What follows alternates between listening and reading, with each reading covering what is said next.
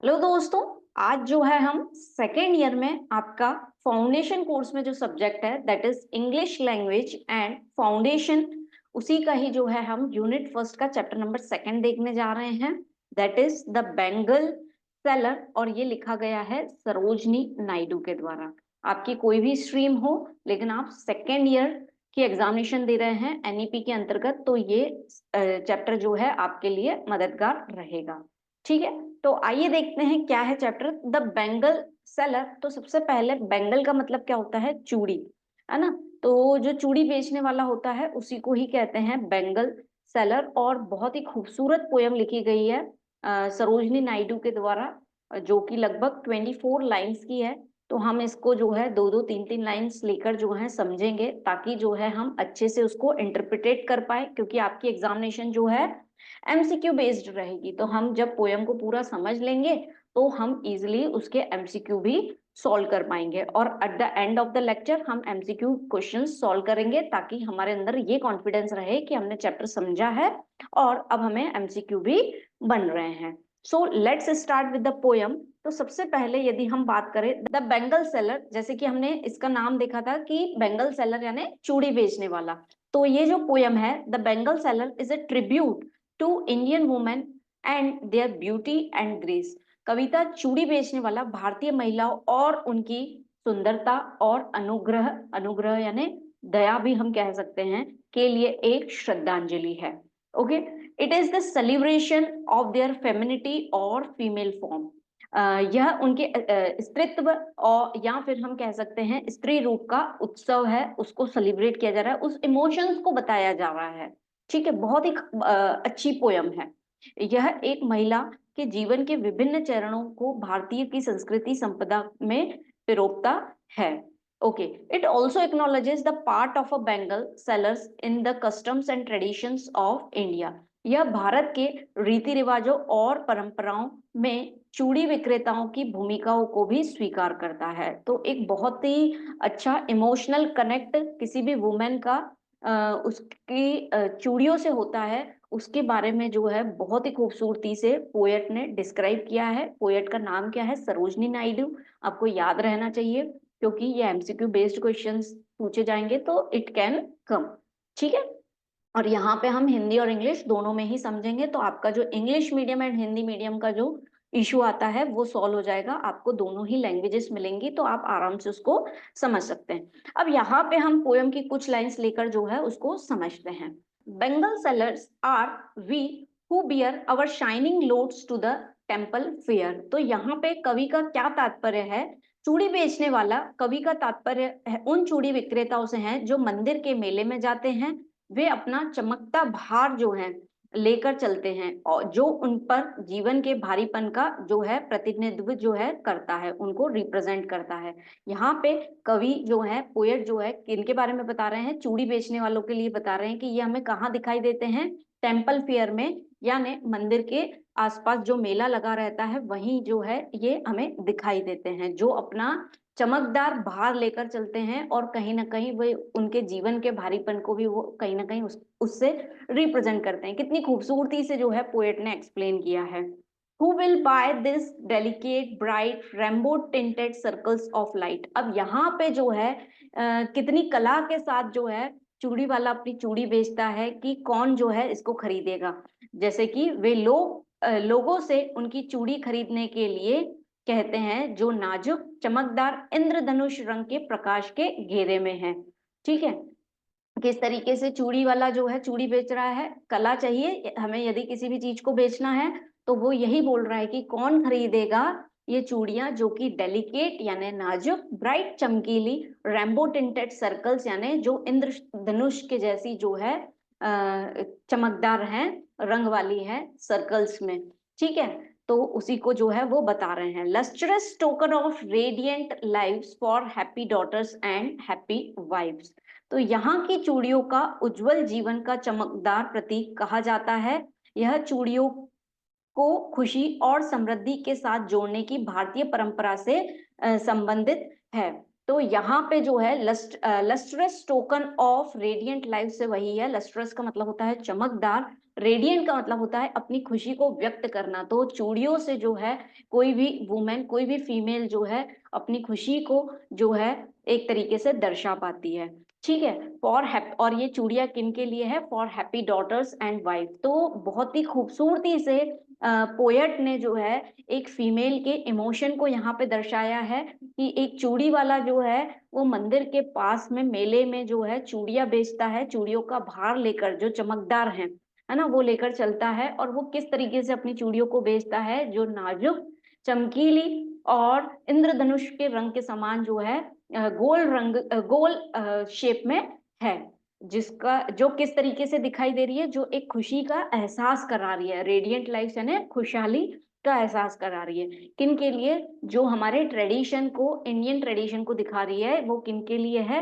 वो happy daughters and happy wives, यानी जो खुशी का आभास करा रही हैं फॉर द, जो बेटियों के लिए है, बहुओं के लिए है और पत्नियों के लिए है। तो यही जो है पोएट ने पहली 6 लाइन में डिस्क्राइब किया है। ठीक है, आगे देखते हैं। Some of meet for the maidens wrist. अब इनमें से कुछ चूड़ियां जो है किनके लिए हैं? युवतियों के लिए हैं। मेडन यानी युवतियों के लिए, मेडन्स रिस्ट यानी कलाई को बोलते हैं wrist. Silver and blue as the mountain mist. अब यहाँ पे चूड़ियों के विभिन्न रंगों का जो है कंपैरिजन किया जा रहा है अलग अलग चीजों से। आइए इसको देखते हैं। यहाँ कवि विभिन्न रंगों की चूड़ियों की बात करते हैं जो युवा युवतियों के लिए होती है। वे पहाड़ की धुंध की तरह रजत और नीले हैं, जैसे कि हमने सेकेंड लाइन में देखा, it is silver and blue as the mountain mist. फिर आगे देखें, some are flush like the birds that dream. Birds का मतलब क्या होता है? कलियां। ठीक है, तो जो पौधेदार हैं, कवि ने रंग पीला या गुलाबी लाल का वर्णन करने के लिए जो है सपने देखने वाली कलियों की तरह लाल का उपयोग किया है, जो शादी का सपना देख रही युवा लड़कियों की शर्माने का जो है संकेत हो सकता है। ऐसे वो प्रतीत कर रहे हैं, यानी यहाँ पे ऐसी लड़कियां जो शर्मा रही हैं, ड्रीम कर रही हैं, यानी यहाँ पे कलियों का कंपैरिजन जो है किससे किया गया है? सपने देखने वाली युवतियों से किया गया है। On the tranquil brow of the woodland stream, जो कि जंगल की धारा के किनारे उगने वाले फूलों की तरह है। और some are glow with the bloom that cleaves to the limpid glory of a new born leaves. और आगे जो है नवजात पत्तों की तरह जो है हरे रंग में हमें दिखाई दे रहा है। तो हर कलर का जो है उन्होंने डिफरेंट डिफरेंट चीजों से कंपैरिजन किया है। जैसे कि सबसे पहली लाइन में क्या बोला है? Some are meet for the maidens wrist. इसमें से कुछ जो है युवतियों की कलाई के लिए है, जैसे कि silver and blue for the mountain. Silver and blue कैसे? माउंटेन की तरह। Flushed like a bird's that dream, यानी जो नई कलियां उगने वाली हैं उसके कंपैरिजन जो है किससे किया गया है? ऐसी युवतियों से जो कि सपना देख रही हैं अपनी शादी का, उससे जो है इसका कंपैरिजन किया गया है। On the tranquil blow of the woodland stream, यानी यहाँ पे जो है जंगल की धारा के किनारे जो है दैट ब्लूम दैट क्लीव्स, यानी जो उग रहे हैं, जैसे कि पूरा वुड फॉरेस्ट जो है पूरा हरा भरा रहता है, उससे जो है उसका कंपैरिजन किया है। To the limpid glory of the new born leaves, यानी नवजात पत्तों की तरह जो है हरे रंग है। तो इस तरीके से जो है ये 6 लाइंस एक्सप्लेन की गई हैं। आइए बढ़ते हैं towards the next lines. Okay, some are like fields of sunlight corn meet for a bride on her bridal morn, some like the flame of her marriage fire. अब यहाँ पे कवि क्या कहते हैं, पोएट क्या बताने की कोशिश कर रहे हैं? पहले पैराग्राफ में, इससे पहले वाले पैराग्राफ में उन्होंने युवतियों की चूड़ियों के लिए बात की और उनके डिफरेंट डिफरेंट कलर्स को जो है उन्होंने कंपेयर किया है अलग अलग नेचर की चीजों से। यहाँ पे जो बात हो रही है, अब यहाँ पे बात हो रही है दुल्हन की चूड़ियों की बात हो रही है। जैसे कि कवि चूड़ियों की बात करता है जो दुल्हन अपनी शादी के दिन पहनती है। दुल्हन की चूड़ियों के रंग पीला और लाल की तुलना सूरज की रोशनी वाले मकई की खेतों, उसकी शादी के आग की लौ और उसके दिल की इच्छाओं के रंग से की जाती है। वही चीज जो है यहाँ पे बताई गई है। सनलाइट कौन? वही चीज है, मकई के खेतों की जैसे जो है दिखाई प्रतीत होती है, जो कि सनलाइट कौन, यानी जब मकई के खेतों में सूरज की रोशनी प्रतीत होती है, वैसे ही जो है एक ब्राइड, एक दुल्हन के कलाई में जो चूड़ियां दिखाई देती है येलो कलर से, उसका कंपैरिजन किया जा रहा है ना। पोयम की यही खासियत है कि इजी चीज को जो है वो एक खास अंदाज में बताया जाता है, और ऑब्वियस सी बात है आपकी एग्जाम है तो आपको उसको समझना रहेगा।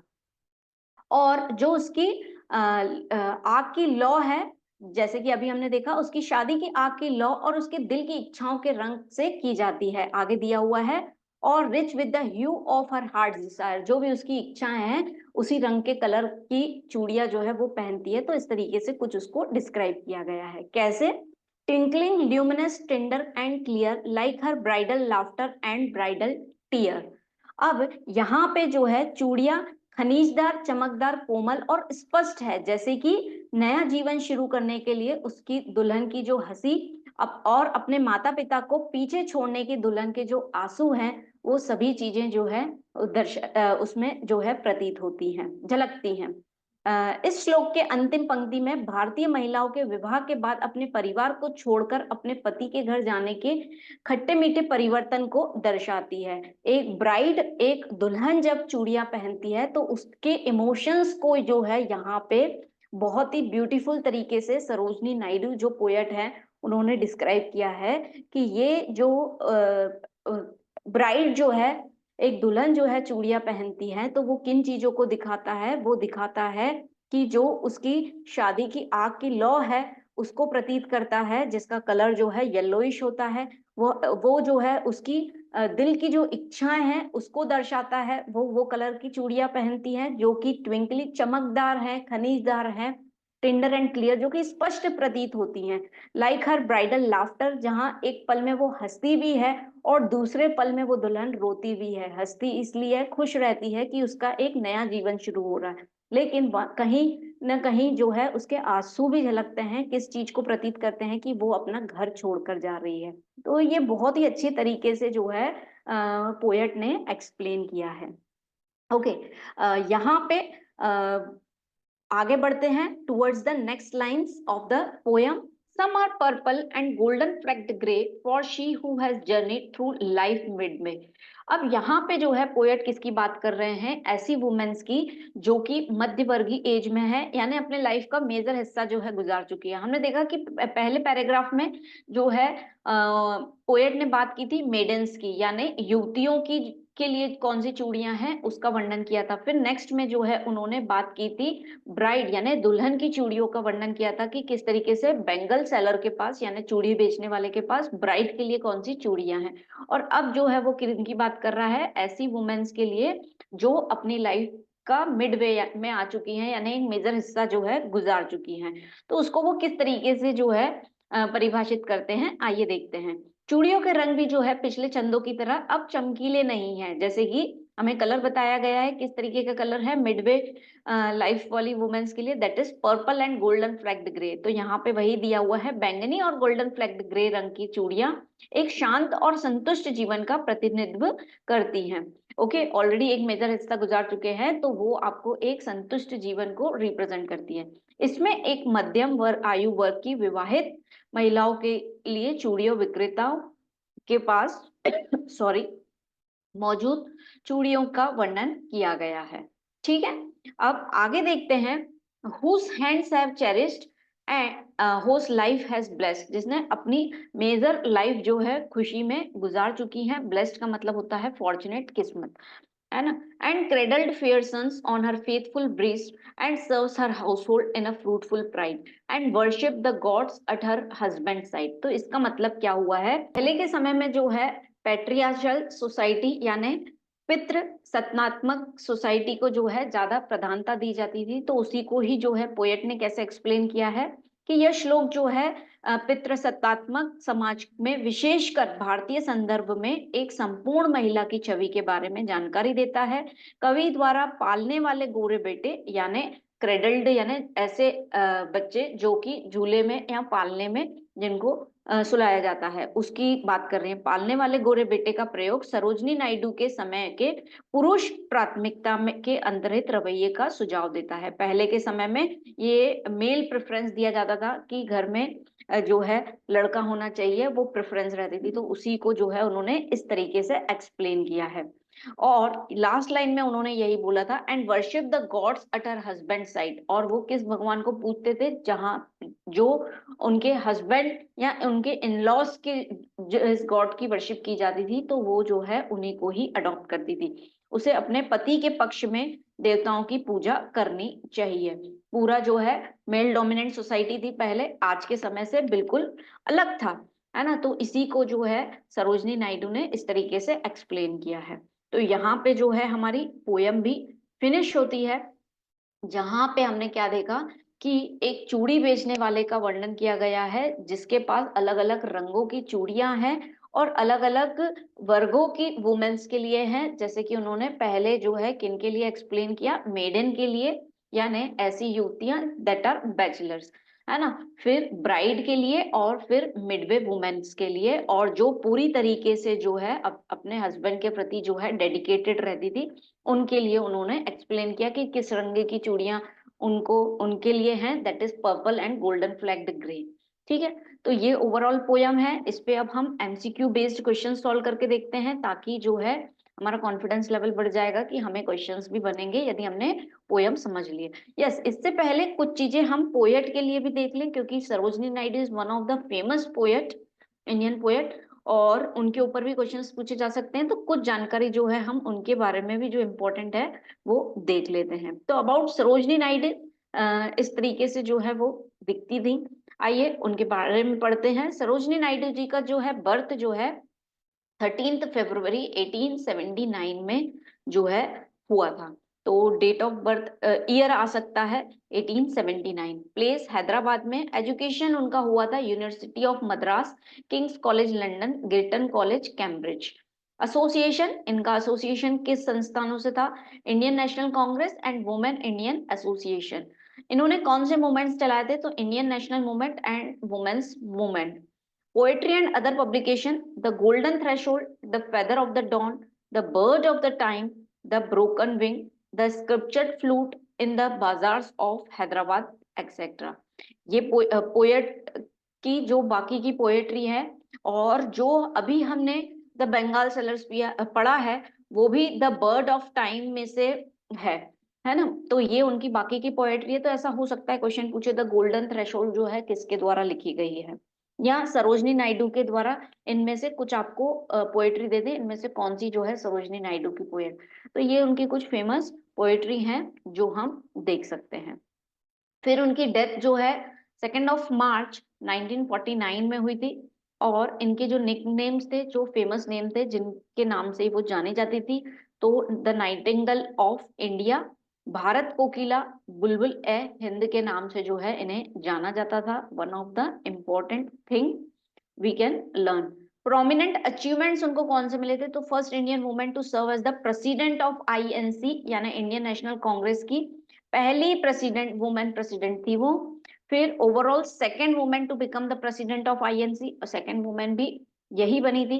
First women to become the governor of Indian state, Uttar Pradesh की जो है वो पहली गवर्नर बनी थी, पहली वुमेन गवर्नर बनी थी, सॉरी। तो ये उनके कुछ खास अचीवमेंट्स हैं। और इसके अलावा she was the first women governor of free India, ऐसे कहा जाता है।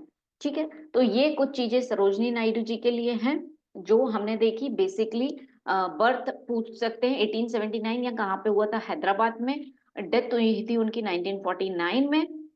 इनकी फेमस पोएट्री, ये किस पार्टी से बिलोंग थी, तो इंडियन नेशनल कांग्रेस से। ठीक है, और इनकी poetry the golden threshold, feather of the dawn, the bird of time, the broken king wing, ये सब इनकी फेमस पोएट्री थी। ठीक है, तो अब जो है हम एमसीक्यू क्वेश्चंस पे आते हैं, मल्टीपल चॉइस क्वेश्चन। तो आइए सॉल्व करते हैं multiple choice question. Yes, multiple choice question. अब यहाँ पे यदि हम बात करें मल्टीपल चॉइस क्वेश्चन में, तो दोस्तों आपसे रिक्वेस्ट है कि आप क्या करेंगे, किस तरीके से मल्टीपल चॉइस क्वेश्चंस देखेंगे। जैसे कि फर्स्ट क्वेश्चन है तो आप इसका आंसर टिक कर लीजिए, क्योंकि हमने ऑलरेडी पोयम समझी हुई है। और पहले आप आपके आंसर टिक कर लीजिए, फिर उसके बाद जो है आप रिज्यूम करके वीडियो को और उसमें से आंसर चेक करिए, तो आपको बहुत मजा आएगा। यदि आपने पोयम बहुत अच्छे से की है तो आपको सभी क्वेश्चंस बन जाएंगे। So let us solve. The bangle sellers choose the temple fair to sell their bangles because, bangle seller यानी जो चूड़ी बेचने वाला था, उसने जो है मंदिर का मेला ही क्यों जो है चूज किया था चूड़ियों बेचने के लिए। तो the temple fair attracts a lot of women, temple fair attracts lot of children, temple fair attracts lot of milkman, कि temple fair attracts a lot of carpenter. तो जो मंदिर का मेला है वहां पे बहुत सारी वुमेन्स जो है आती हैं, तो इसलिए जो है उन्होंने वो प्लेस चुनी थी। तो ऑप्शन ए जो है वो सही है। ठीक है, नेक्स्ट क्वेश्चन देखते हैं। In the bangle sellers, bangles are tokens of, bangle sellers यानी जो पोयम का नाम है चूड़ी बेचने वाला, उसमें बेंगल्स जो हैं किस चीज का जो है टोकन है। तो डल लाइफ्स के रेडियंट लाइफ्स किस चीज को वो रिप्रेजेंट करते हैं, यानी टोकन मतलब किस चीज को वो प्रतिनिधित्व करते हैं या रिप्रेजेंट करते हैं। डल लाइफ को बताते हैं क्या? नहीं। हमने पढ़ा था पोयम में कि वो रेडियंट लाइफ्स को बताते हैं, यानी एक उत्साहपूर्ण लाइफ है ना, जिसको हम हैप्पीनेस भी कह सकते हैं। उस चीज को जो है बेंगल दर्शाते हैं। एक महिलाओं के लिए उनकी चूड़ियां जो है उनकी खुशी को दर्शाती हैं। तो रेडियंट लाइफ्स है, स्लो लाइफ्स भी नहीं है, फास्ट लाइफ भी नहीं है। तो option B is the correct. अब दोस्तों फॉर एग्जाम्पल, आपको पोयम में आप ये चीज भूल गए, अब आपके सामने क्वेश्चन है, तो आप और आपको नहीं पता है कि इसका आंसर आपने पोयम को ध्यान से नहीं देखा था, और सपोज, तो आप कैसे एमसीक्यू क्वेश्चन को अटेंड करेंगे, हम ये भी चीज देखेंगे। कभी कभी कोई ऐसे क्वेश्चंस आ जाते हैं कि हमें उनका आंसर नहीं पता रहता है, तो एमसीक्यू बेस्ड पे हम क्या करेंगे, जैसे कि bangle sellers, bangles are tokens of, bangles यानी अब हम उसका हिंदी निकालें तो चूड़ियां जो है किस चीज को रिप्रेजेंट करती है। डल लाइफ को रिप्रेजेंट करती है क्या? वैसे भी हमें दिखेगा डल लाइफ को नहीं रिप्रेजेंट करती है। अब बाय चांस हमें रेडियंट का मतलब नहीं पता है, तो हम नेक्स्ट ऑप्शन पे आ जाएंगे। स्लो लाइफ यानी बहुत धीमी लाइफ चलती है, उसको चूड़ियां रिप्रेजेंट करती हैं क्या? उसको भी नहीं करती हैं। फास्ट लाइफ यानी तेजी से कोई लाइफ चल रही है, उसको चूड़ियां रिप्रेजेंट करेगी कि? Not at all. तो रेडियंट जो है आपका लास्ट ऑप्शन बचा है, दैट कैन बी करेक्ट। तो कभी कभी जब हमें आंसर नहीं पता हो तो हम ऑप्शन के थ्रू भी जो है सही आंसर तक पहुंच सकते हैं। तो कुछ इस तरीके से हम सॉल्व करेंगे। ठीक है, अब बढ़ते हैं आगे। इन the poem of Sarojini Naidu describe the significance of bangles, bangles का इंपॉर्टेंस जो है क्यों बताया गया है, किस पोयम में बताया गया है, उन्होंने पूछा है। तो जब बहुत सारे क्वेश्चंस आते हैं तो ऑब्वियसली ये क्वेश्चन जो है बन सकता है। तो किस पोयम में बताया गया है, तो हमें पोयम का नाम पता होना चाहिए उसके लिए।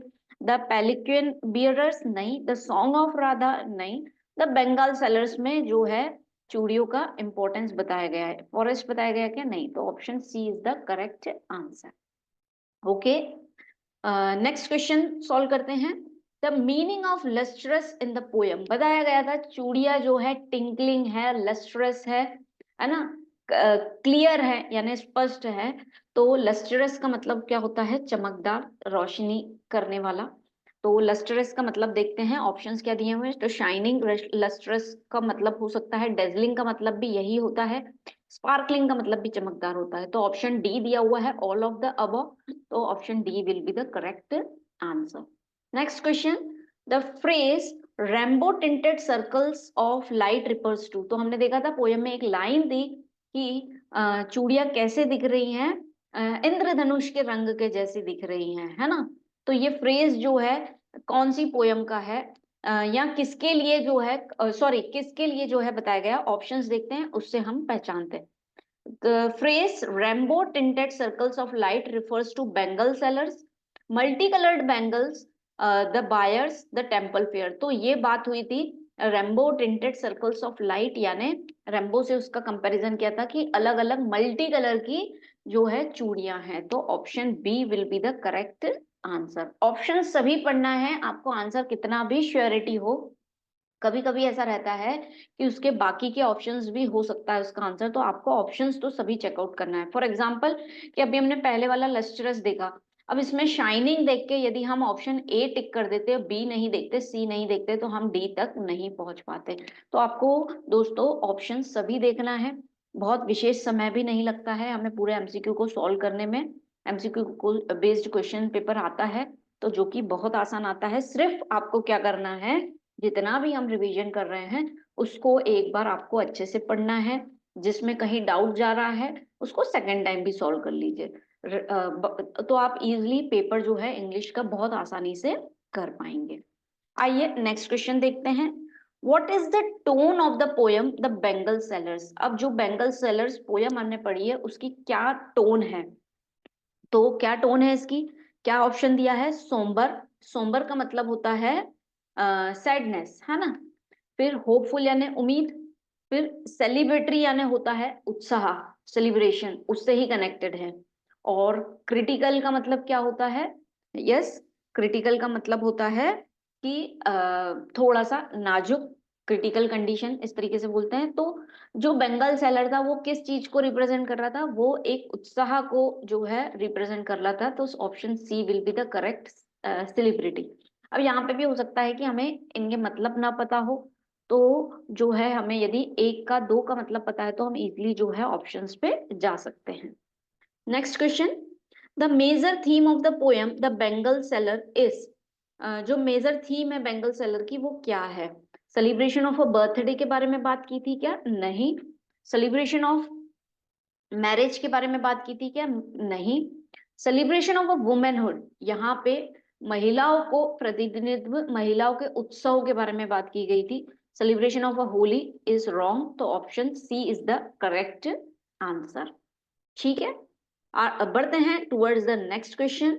The golden and yellow coloured bangles are suitable to, जो गोल्डन कलर की जो है बैंगल्स थी, चूड़ियां थी, आर सुटेबल फॉर, वो किन के लिए जो है सुटेबल थी?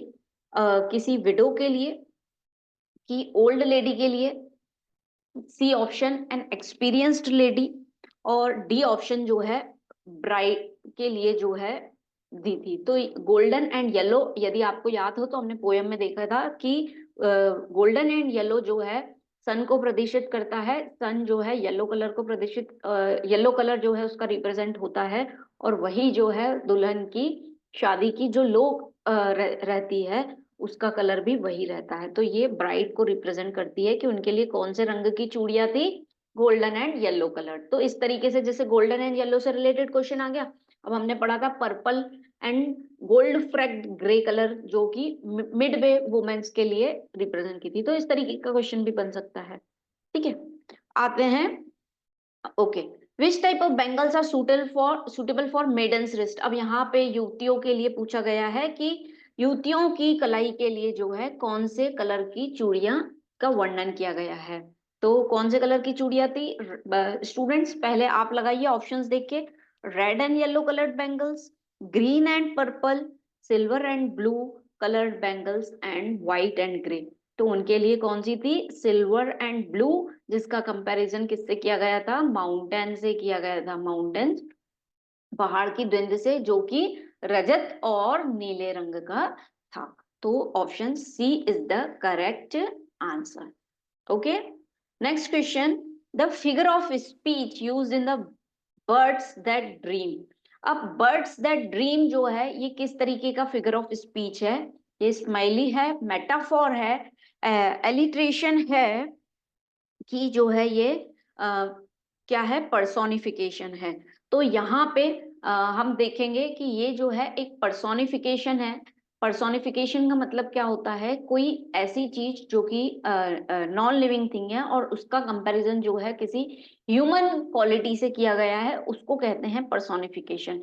तो यहाँ पे बर्ड्स यानी जो कलियां होती हैं, बर्ड्स दैट ड्रीम, जैसे कि कलियां जो है सपना देखती है, और ड्रीम कौन देखता है? ह्यूमन।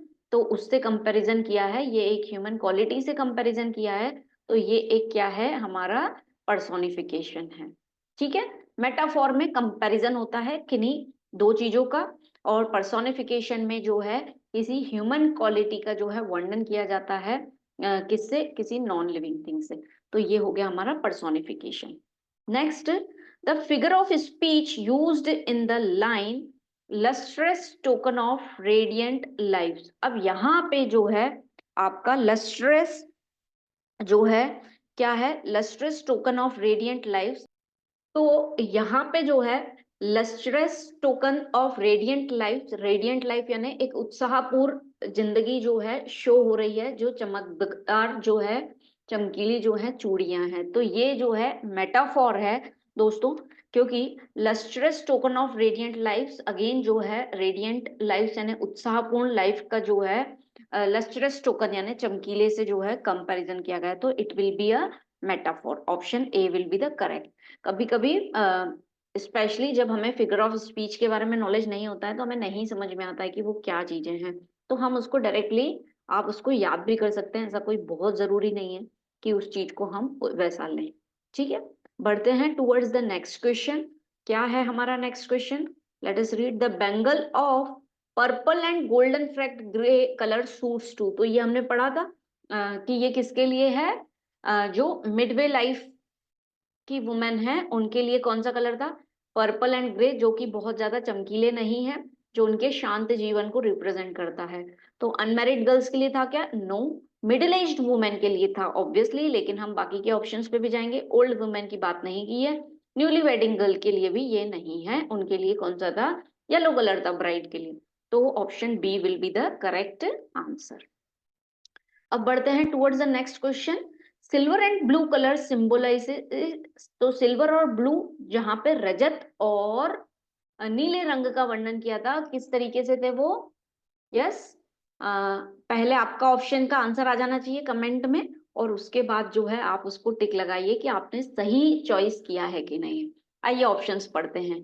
तो सिल्वर और ब्लू का जो है freshness of old ladies, freshness of young maidens, freshness of mature ladies and freshness of reverse. तो यंग मेडन्स युवतियों के लिए जो है बात की गई थी सिल्वर एंड ब्लू की। सो ऑप्शन नंबर कौन सा है ये हमारा? बी जो है वो सही है। ठीक है, आइए नेक्स्ट क्वेश्चन देखते हैं।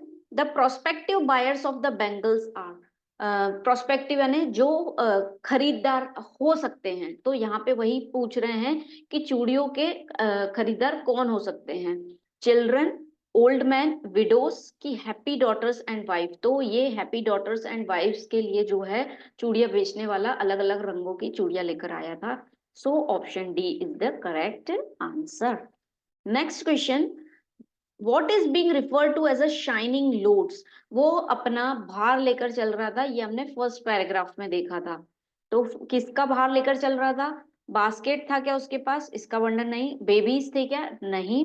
उसके पास क्या थे? बैंगल्स। सो ऑप्शन सी जो है वो सही है। ठीक है, डी दिया है नन, तो option C is the correct. Next, the bangle sellers of Sarojini Naidu जो है इज इंक्लूडेड इन, किसमें से जो है इंक्लूडेड है? तो अभी हमने उनकी फेमस पोएट्री देखी थी, उसमें हमने देखा भी था। तो गोल्डन थ्रेशोल्ड उनकी पोएट्री है, फेदर ऑफ द डॉन है, लेकिन जो अभी बेंगल सेलर्स पढ़ा है वो किस में से है? तो वो बर्ड ऑफ टाइम में से है। तो option C is the correct option. ठीक है, द ब्रोकन विंग नहीं है। नेक्स्ट, the bangle seller was first published in, bangle seller जो है सबसे पहले कब पब्लिश हुआ था? तो 1909, 1912, 1913, 1916। तो ये जो है दोस्तों 1912 में जो है ये पब्लिश हुआ था। Next, Sarojini Naidu was appointed as the governor of Madhya Pradesh, Uttar Pradesh, Bihar and Bengal. तो जब हमने अभी अबाउट सरोजनी नायडू पढ़ा तो उसमें हमने देखा she was the woman governor of UP, Uttar Pradesh. तो option B is the correct. Next, what was the original name of Sarojini Naidu. Sarojini Naidu का जो है ओरिजिनल नाम जो है क्या था? तो पद्मिनी था क्या? नहीं। सरोजनी नायडू का पूरा नाम जो था दोस्तों that was the Sarojini Chattopadhyay. Option B जो है सही है। बंदोपाध्याय भी नहीं है, गंगोपाध्याय भी नहीं है, तो ऑप्शन बी जो है करेक्ट है। सरोजनी नायडू का जो है ये नाम था। ठीक है, next question, what was the nickname of Sarojini Naidu? Sarojini Naidu का जो है कौन सा निकनेम था, उन्हें किस नाम से बुलाया जाता था? तो she was the nightingale of India के नाम से जो है उन्हें बुलाया। क्वीन ऑफ पोएट्री नहीं, लेडी ऑफ फ्रीडम नहीं, प्रिंसेस ऑफ लिटरेचर नहीं। ठीक है, so option A is the correct. ठीक है, तो एक बार चैप्टर समझना बहुत जरूरी है, क्योंकि हमें एमसीक्यू जो है बन जाते हैं और बहुत आसान एमसीक्यू आते हैं आपको, वो बहुत ज्यादा टिपिकल वे में नहीं पूछते। 10 में से 1 या 2 ऐसे एमसीक्यू आएंगे जो आपको थोड़ा सा टिपिकल लगेंगे, otherwise not at all. When was Sarojini Naidu born? Sarojini Naidu का जन्म जो है कब हुआ था? तो ये भी हमने अभी अबाउट वाले सेक्शन में देखा था। तो 13 फरवरी 1879, 2 ऑफ मार्च, 8 ऑफ मार्च जो है दिया गया है, देन 27 1884। तो उनका जन्म जो है 13 फरवरी 1879 में हुआ था। So option A is the correct option. ठीक है, तो यहाँ पे जो है हमारा चैप्टर द बेंगल सेलर्स जो है कंप्लीट होता है, जिसमें हमने चैप्टर को भी समझा, उसके बेस पे हमने एमसीक्यू क्वेश्चंस भी सॉल्व किए हैं। तो आप एक बार उसको देख लीजिए, यदि कोई डाउट है तो डेफिनेटली आप कमेंट सेक्शन में पूछ सकते हैं। फिर मिलते हैं हम नेक्स्ट चैप्टर के साथ। और यदि आपको कंटेंट मददगार है तो प्लीज शेयर कीजिए आपके दोस्तों के साथ और चैनल को सब्सक्राइब कीजिए हमें सपोर्ट करने के लिए। With this, thank you for the session.